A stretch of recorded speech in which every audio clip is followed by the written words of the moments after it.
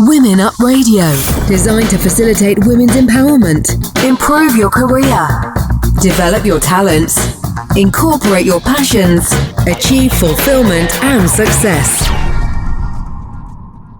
Hello, this is Women Up Radio, supporting Empower Women.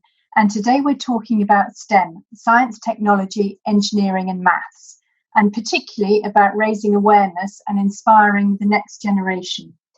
I'm joined in the studio by my guest, Stephanie Green, artist, activist, entrepreneur and businesswoman. Stephanie was the country's youngest councillor at the age of 21, circulation director of an international publishing house by 25, and went on to open a graphic design studio 7 years ago. This leads us on to her great passion for STEM and the creation of Dauntless Daughters to empower girls and young women and inspire them about STEM. So, welcome to the programme, Steph. Thanks for having me. Can you start by telling us more about how you managed to do everything at such a young age, which is amazing, and your interest in STEM, and particularly about your creation, Dauntless Daughters? Yes, I was reflecting on this just recently, and I suppose you have to blame your parents, don't you? Yes. Growing up, the advice for us, and I have two older brothers, was always that if we wanted something, we could work hard at it and achieve it. Yeah. And the other theme, I suppose, of my childhood was that we all should put something back into the pot. Yeah.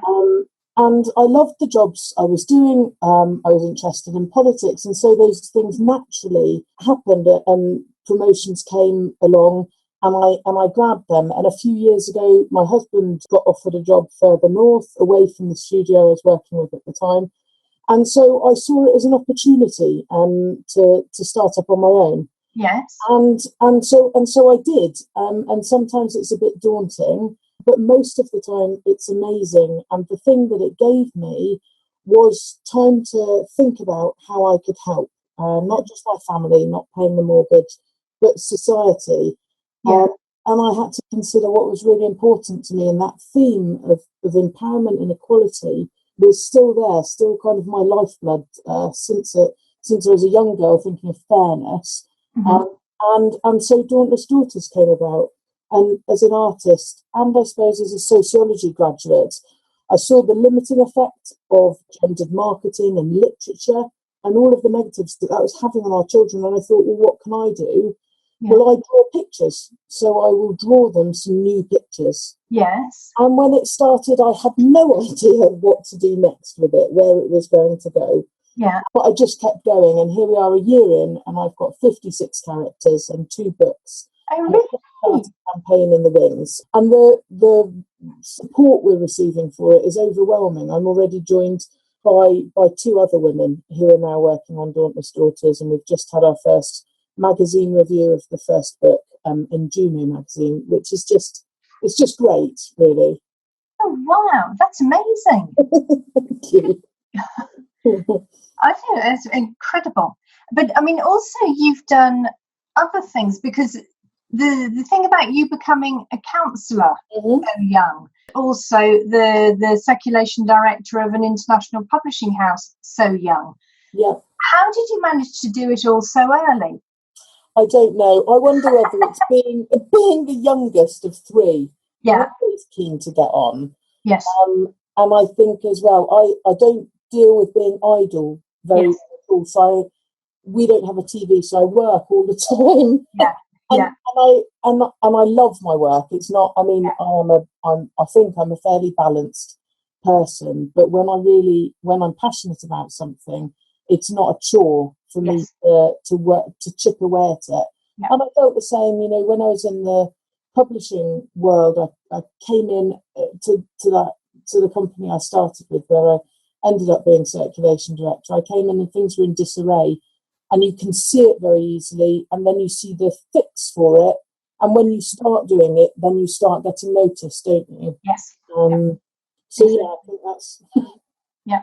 No, I think it's a great advantage sometimes, as you say, to be the youngest. Yeah. I mean, I'm the youngest. I've got two brothers who are a lot older than me. And so I've always, because I consider myself to be totally equal to them, I've never thought about the age gap.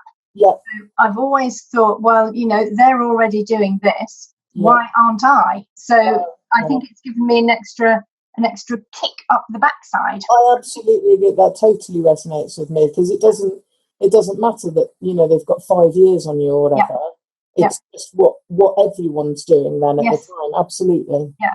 So, okay, so this program is all about women's empowerment, and STEM seems to be one of the sectors that people are talking about a lot, particularly recently. So what do you think, how have the opportunities developed in STEM, particularly for women, over the last 10 to 15 years? It's so interesting, isn't it, at the moment, what's happening? There's so much discourse around STEM. And I suppose if you look at it, it probably started with New Labour in 1996, when they started talking about social justice. Yes. It really started to shine a light then on inequalities, and there were a lot of government initiatives and incentives that came forward. Yeah. And we've come a long way, haven't we? Not just in the last 10 years, but right from the kind of 1920s, when Oxford University didn't let women get the degrees that they had earned. And it was only in the 60s then that things like that actually started to be abolished. And then the 70s feminist revolution came along, and then that was picked up and kind of echoed in the 90s. And now I think we have a generation of women who expect more. So we're shining the spotlight even further into areas where we are on an unequal footing. So at the moment, I mean, in terms of opportunities that have developed, so the government is funding £13 million annually to fund WISE, which is Women in Science and Technology, Engineering and Maths, and that organisation then acts as a signpost as well as running their own events. So that's a really they're a really great organisation that's come into play, and the government funding has also stepped up to create maths hubs and bursaries and scholarships for graduates. They're training maths and physics teachers like crazy. That's good. It is, but only really because we have this lack, and that's only what the government's doing. In private enterprise, every large tech company, an engineering company, run education and outreach programs to try and support children into STEM.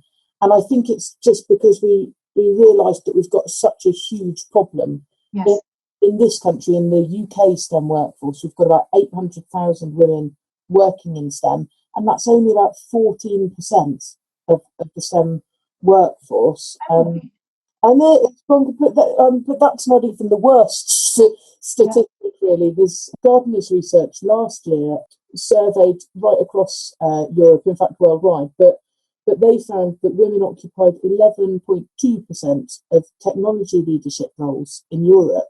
I mean, women are so underrepresented. There are lots of reasons potentially why, but one of them is this leaky pipeline, which Berry Vetter kind of described, and they're a statistician, and they surveyed ninth graders and then people studying for their degree, and then the people that went on to get PhDs. And at ninth grade, GCSE level, everything's about equal, and then when people go on to university, it becomes more like 150 men taking science, but 45 women. And then of that, 44 men will get a degree in their chosen science subject compared to 20 women. And then PhD go right down to 5 men and 1 woman. And then if you think about the employment market, you can't possibly have representation because you don't have the same number of qualified people to pick from. Yes. So I've gone off topic a little, but there are opportunities, and the government is adding money and holding space, and the companies are recruiting, but girls simply aren't going from education to degree level and then into STEM. Is that because they're not interested, or why? I mean, why are they not? That is a huge question, isn't it? For me, So there are some people that would think that there's kind of a myth, if you like, within our society that boys are better at spatial thinking than girls. And spatial thinking is critical when it comes to engineering. But actually, there's no biological or physiological reason for us to think that. People are not hardwired one way or the other, dependent on gender. The whole thing is fluid, and we're wired and rewired depending on our societal norms. And there was a really interesting sociological research that happened. It was a chap, I think, called Hoffman in 2011, went to 2 tribes in India. One was patriarchal, and the men held property and passed it down to their sons, and it was illegal for the women to own land. The other was matriarchal, and it passed down the female line, and it was actually illegal for men to hold anything. And they did some spatial puzzles and recorded how long it took for people to react to that and how versatile their skills were. And in the patriarchal society, women performed poorer at this puzzle. But in the matriarchal, both genders did the same. The results were the same. They were on level pegging. Oh, really? I know. And it's this really interesting. We construct our own society constantly. So for me, the reason women are not going into these subjects is so multifaceted. And part of it is about educational opportunity and the way that our system teaches. But another part of it is about our societal norms. Yes. Really, where I come from with Dauntless Daughters, and also as a human, looking at, the T-shirts that we put our girls in, and the toys that we have them play with, the stories that we read, all of that creates a set of behaviours and expectations inside that child's mind as to what society wants him or her to do. Yeah. And at the moment, they are limiting. Yes. STEM having 4 sectors. And with what you were saying about the matriarchal and being on level pegging and things like that, do you think there's one sector that's stronger or better? Or for women I'm speaking about, or are they all equally possible? Well, they're all equally possible. All things are possible. Point taken.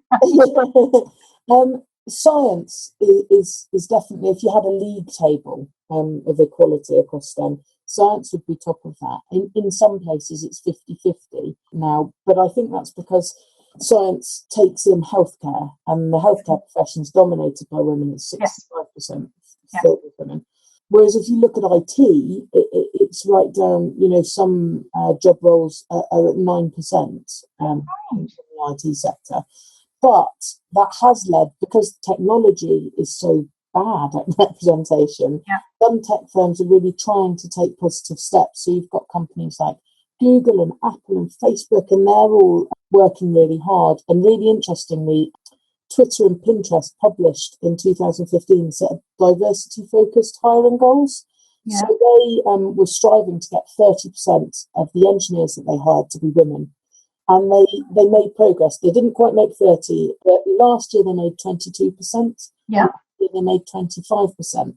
And that, I think, is because they put that goal out there and they worked really hard to get to it. And I think while science is kind of a solid base, I think technology will be coming up because of the growth in that sector, and also because they're trying really, really hard. Yeah. And how does that compare with engineering and maths? Well, engineering, it's really odd. You get a fair amount of engineering graduates that are women, and very few into the sector. And maths is a bit of a funny one, because statistically it's hard to, apart from university lecturers and teachers, it's hard to separate that out when you're researching professions, if you know what I mean. Yes. Because it's used obviously in engineering and Yeah. Well, I have to say, I would be very interested in science, technology and engineering for me, but maths, forget it. Definitely not. But the others, yes, I would. So, okay, with any of these, to have a career in any of these sectors, what do you think is necessary, absolutely essentially, regarding education? Sadly for you, it's maths. Okay. Right. I'll stay creative. Maths and science, really, like biology, physics, chemistry. If you wanted to go for example, an engineering degree, but it varies depending on what job you were wanting to go for. So, of course, if you want to be like an aeronautical engineering, there's no flexibility there with qualifications. You need a master's in aeronautical engineering. But if you wanted to go into something like material handling or robotics, you could always start as an apprentice if you had some basic maths there. Yes. And then develop in the company and see which particular bit of tech is going to be right for you. Because I think underneath it all, and outside of educational requirements, the most important thing is going to be confidence. Yeah. You need to be confident and able to say, okay, I want to work in this, and where are the opportunities for me? Regardless of qualification. Yeah. And do you think men and women work differently once they're in these sectors? Why I'm asking that is because when you think about women in a boardroom, everybody always says, and the statistics prove it, that the boards that have got women as part of it have better results. And a lot of that is because of the women's different way of negotiating, their different way of looking at risk. So they focus on a different part of the problem to men. So is there something similar in STEM, the different ways of doing it between men and women, or not? Well, I don't think that is. I think we have, as you say, we are diverse in our communication, in our risk-taking behaviour, but I think that is as diverse as humans are, not necessarily a male and female trait. I know plenty of women that are high-risk takers and poor communicators. You're speaking to me, yes. Indeed. I like risk. I think one of the things that I'm finding as a woman in business is that I try and stay as open as I possibly can to collaboration. And I'm not sure that trait is encouraged in the same way in our social norms, in those rules that we have with men. And so I think, there is a difference. Biologically speaking, we are capable of being really fairly similar. Yeah. And it's just each human that's different. But I think because of those learned behaviours, the set of rules that we're working within, we do sometimes operate differently. Yes. And do you think that the experience of STEM or a background in STEM, is that a good way of getting into other sectors and industries? Yeah, definitely. So I think if you look at the rate of growth in STEM and technology and how fluid that marketplace is, and when we look to the future, really the future is in STEM. It's in science and technology and engineering. And so, if we start off with someone in a STEM position, then you can apply those technologies and that science to all sorts of different scenarios, to our human conditions and the way we live. Yeah. Are there any that you think are particularly good examples of that? I would say any of the people that go into particularly techs into coding, where they're writing applications to solve kind of real life problems that they come across. And that might be, as a working mum, but they used to be a coder and then they became a mother and they've kind of come out of that world, and then they've used their previous learning to solve a problem that they've come across now. But I think it's really important to say that regardless of where you end up career-wise, if you end up getting a STEM degree, then you're going to earn more than a non-STEM degree. Oh, really? Yeah, so economically it's really significant. So if you come out of university with an engineering degree and you go into sales, you should expect your salary to be higher than if you went and studied, textiles, for example. Really? Yeah. So that's really important for people's individual, Yes. personal growth, as well as for the kind of, the economy at the whole. You are listening to Anna Letitia Cook at Women Up Radio.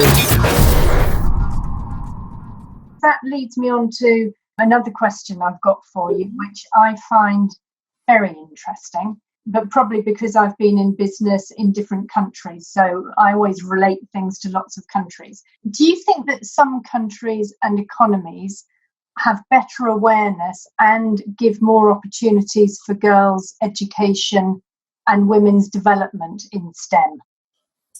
Yeah, well, they do, but equally, there's a phrase, isn't there? Statistics, and damn lies. And it's really hard to unfold all of the information. In 2014, UNESCO put this tool online where you could look at each country and their statistics with STEM. Yeah. And you can see places like France are at 50-50 for people 50% men, 50% women, graduating with engineering degrees. And yet the women in engineering in France is pretty much as poor as it is anywhere else. Yes. And you look at Argentina, there's 52% of researchers who are women, and you think, great, but actually that's only at government labs, and it doesn't consider all the private enterprise in the country. So if you look globally at women in economic leadership roles, the World Economic Forum in 2006, which they were the people that said, it's broadly female representation on boards is 14%, but there are 5 countries that have broken that. So if we take that as our kind of marker, that would be Iceland, Norway, France, Latvia, and Finland that are really standing out of the pack as doing this right. Really? Indeed. Interesting. Why? What do they do differently? Well, I think... In your opinion. In my opinion. Their educational systems are fundamentally different. I mean, each country is different within itself, obviously. But broadly speaking, they are educating their children. Boys and girls are both outside, physically active a lot more as part of their schooling. And the approach is to the whole person and not focused on SATs and testing so much. Yeah. So that's kind of part one, is the educational system. But if you look at them with my sociologist's hat on, if you look at like maternity and paternity leave as a marker, for example, in 3 of those countries, maternity and paternity leave is completely equal. And in the others, a minimum amount of paternity leave is actively encouraged. And I think that speaks to a value in their society placed on and around women and their role and their gender. And that is about respect and empowerment. And that travels then, doesn't it, through recruitment and social norms and marketing and school. And it shapes what those young children are expecting. Yes. If you look at a young girl in America, for example, who are not doing overly well, they're at like 18%, I think. Yeah. But if I'm a young woman in America and I go to the store and I can choose a tight cropped t-shirt and one's got cutie on it and another's got a rabbit on it, and I walk down the street and I'm wolf whistled at, and then when I go into school, I'm sitting in a physics lab. The only other people in there are boys. And if I put my hand up and get it wrong, everybody chuckles. Yeah. And the only physicist I know is so-and-so's dad. Yeah. Whereas if I go into textiles or art, it's all of my friends in there. Yes. And art is cute. And, no one is threatened by me going into art. And I think you have this, why would you, as a teenager, go into a field dominated by men? It's dominated by men. Yeah. When you are disrespected daily by those men. Yes. Whereas if you're living in a country that values women, you are much more likely, even if you see it as a male-dominated industry, to go into it. Yeah. Because of the fact that you'll be respected as a human. Yes. So I think you have this. Our educational approach compounds our societal norms. And so success at STEM subjects absolutely relies on us upping our expectations, our empowerment and our respect. Yeah.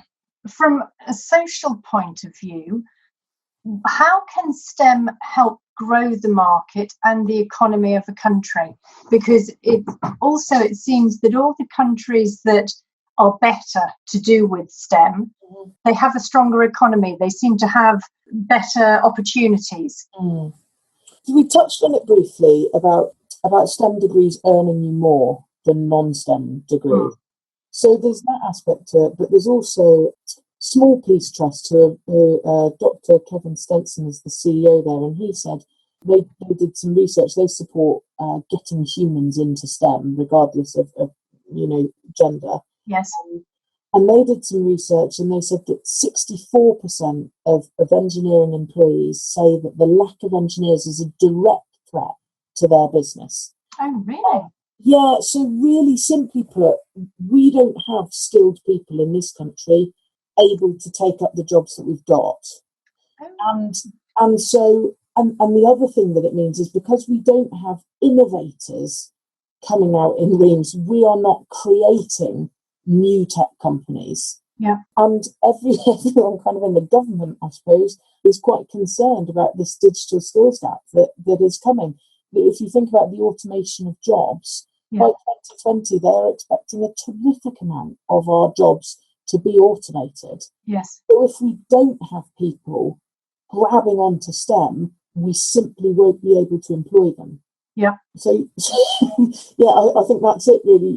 Economically, it's not just an advantage, it's kind of essential to survival. Yeah. So with that, do you think this can help gender balance and women's opportunities?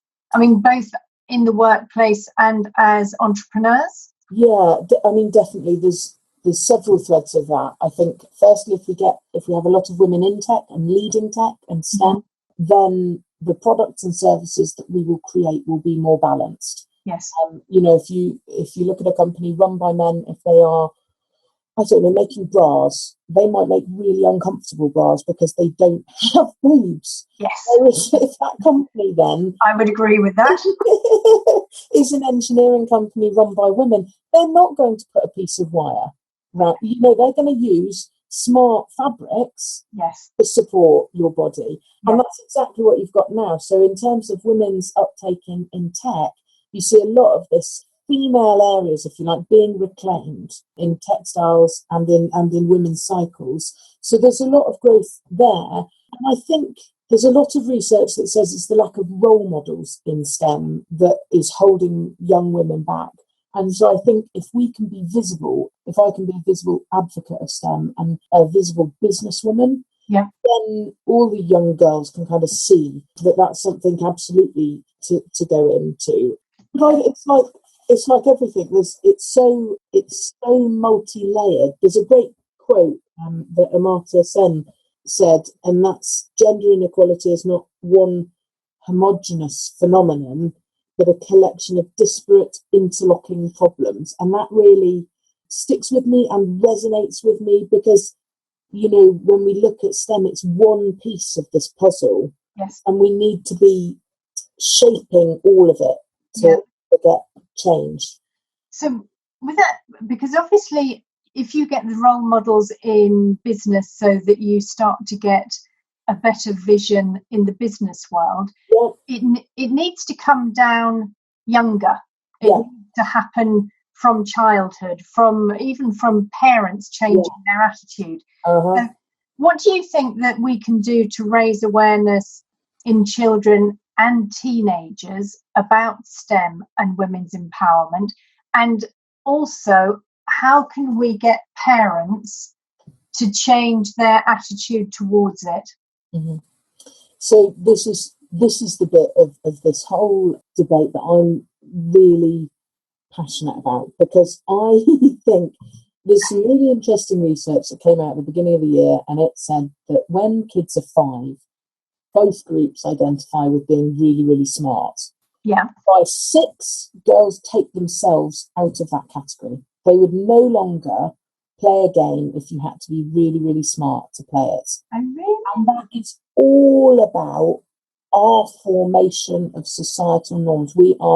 Women are counting themselves out of STEM. Yeah. So,